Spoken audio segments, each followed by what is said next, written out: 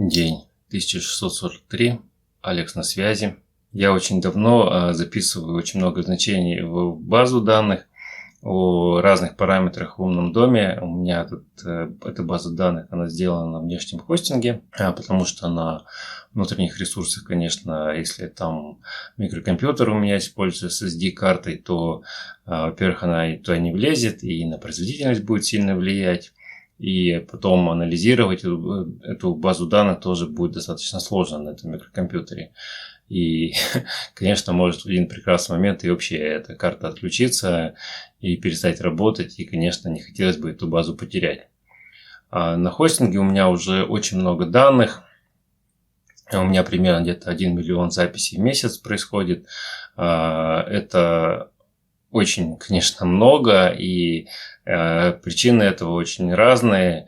Иногда это бывают ошибки, когда я просто там по какой-нибудь случайности сделал какой-нибудь сценарий, и он начинает, например, там, менять параметр свой постоянно, и эти все значения, они будут записываться в эту базу, что, например, устройство включилось, потом оно через какое-то время выключилось, или там изменилась освещенность в комнате, и каждый раз это записываться начало.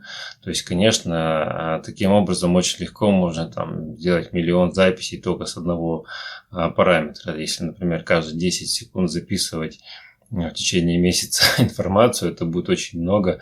И, конечно, рост базы, он будет таким непредсказуемым. Поэтому я периодически начинаю оптимизировать, ищу, какой параметр с какой периодичностью целесообразно записывать в базу.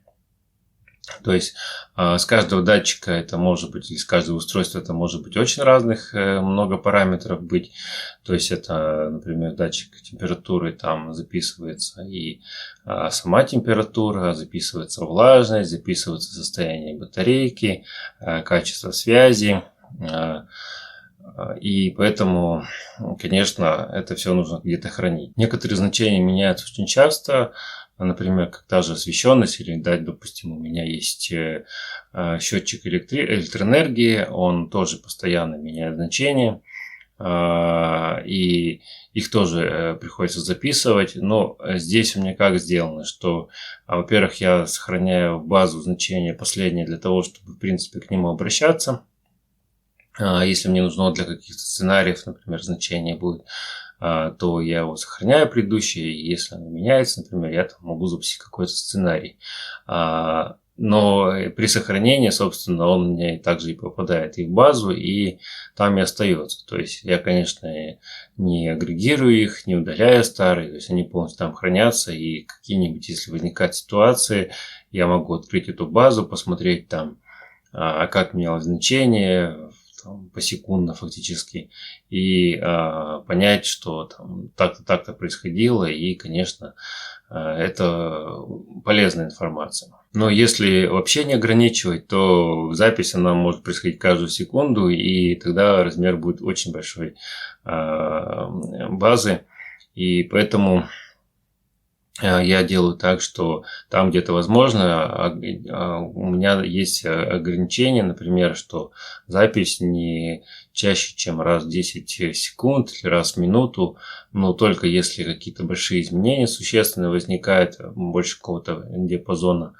то в этом случае они записываются принудительно. Но если это незначительные изменения, например, есть розетки, которые измеряют напряжение электросети, и оно там на 1 вольт повышается, на 1 падает периодически, конечно, эта информация никакой ценности не несет, и в этом случае, конечно, можно записывать гораздо реже. Но можно вообще, допустим, некоторую информацию записывать, например, раз в час. Но я записываю не больше 1 часа, чтобы у меня потом статистика, там графики строились именно не мельче часа. Но по большому счету раз в час это довольно редко получается, и записи очень мало за месяц набегает. То есть это, конечно, удобно. И такие параметры, которые вообще не меняются, их можно просто записывать для того, чтобы они были.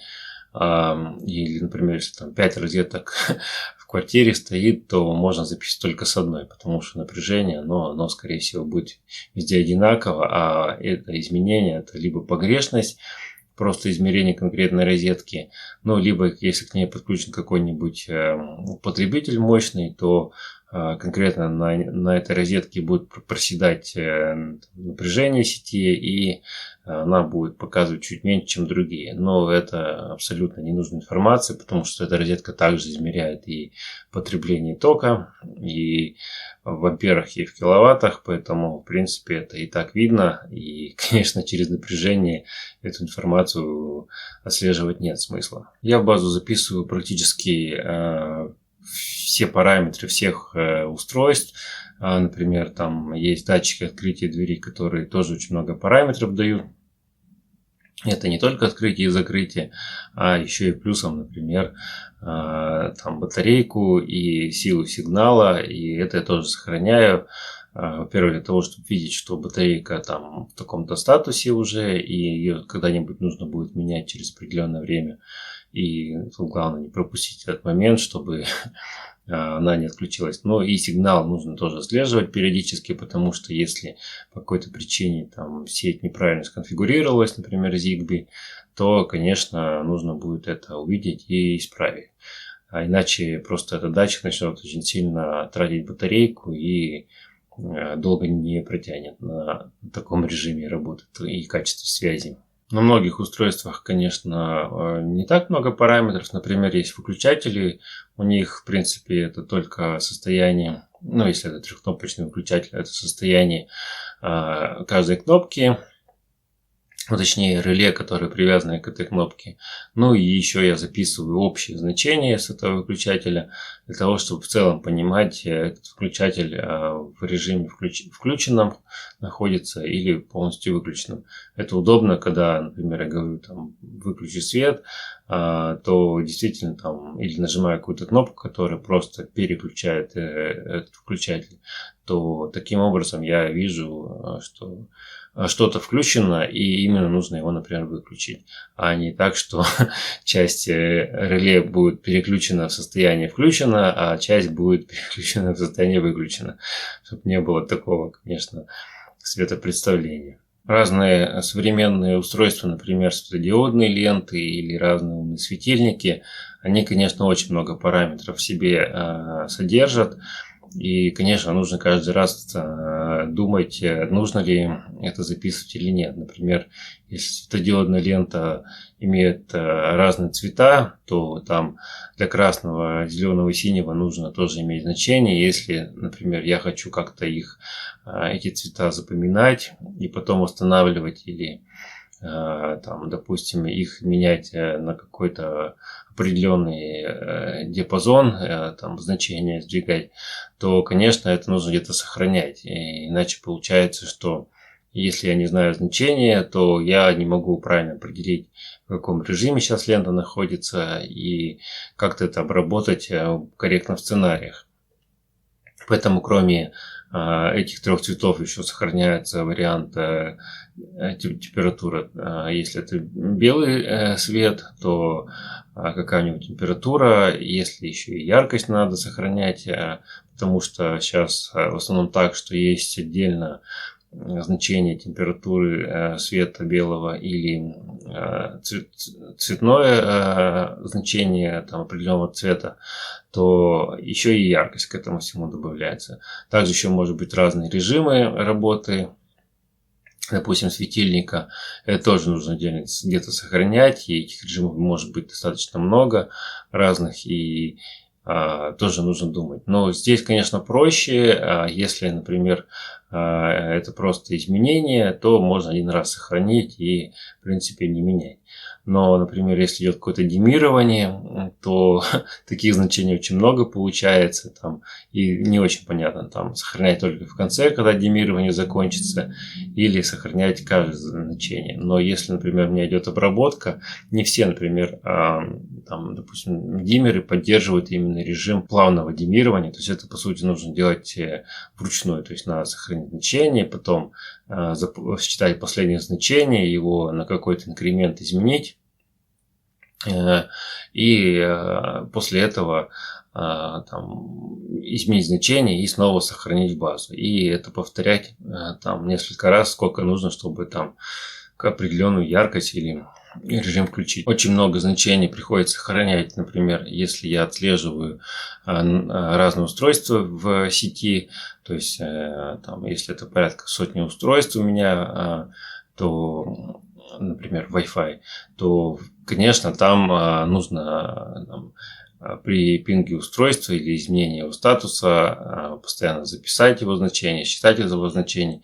То есть раньше я пинговал эти все устройства, и там определенное время я записывал вообще все значения. То есть это если там 200 устройств, то у меня фактически было 200 значений там, раз в минуту. Конечно, раз в минуту иногда долго, но по большому счету для пинга в сети это нормально, потому что не все устройства, они там очень часто правильно отвечают на пинг, и поэтому можно просто там случайно посчитать, что устройство выключено, хотя оно и включено. Но потом я сделал так, что сохраняется именно измененное значение, а не каждое. Это не всегда удобно, но это таким образом позволяет экономить тоже количество записей в базе, и база растет в этом случае уже поменьше. Ну, из интересных значений я еще записываю геолокацию разных устройств. То есть у меня на телефоне, например, установлена программка, которая отправляет мои координаты. И, конечно, эти координаты могут отправляться и часто, там, каждую минуту, или если я двигаюсь, то там и чаще может быть. Конечно, это много параметров. Но если не двигаюсь, там есть настройка такая, что она отправляет очень редко координаты, и это не создает большой поток данных. Например, я еще записываю данные о погоде, причем в нескольких местах. Я эту информацию получаю с серверов погодных в интернете.